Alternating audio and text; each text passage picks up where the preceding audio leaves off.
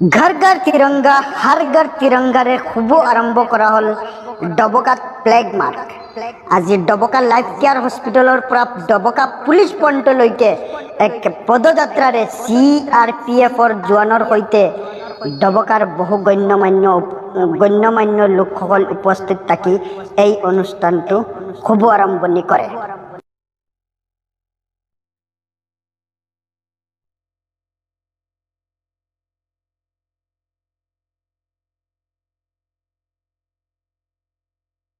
आप लोगों ने हर घर तिरंगा का मिशन चालू किया लोगों को जागरूक करने के लिए, इस बारे में क्या बोलेंगे अभी सर?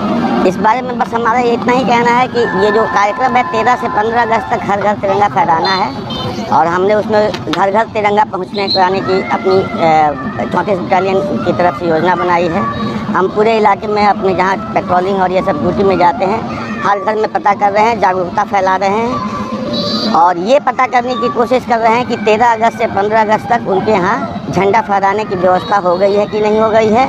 यदि नहीं हुई है तो कोई क्या परेशानी आ रही है और उस परेशानी को दूर करने का हम व्यवस्था कर रहे हैं। तो लोगों को क्या अपील करेंगे इस बारे में? लोगों को बस यही अपील करें कि ये झंडा फहराइए और देश के लिए संकल्प लीजिए कि उन्हें भी देश के लिए कुछ करना है।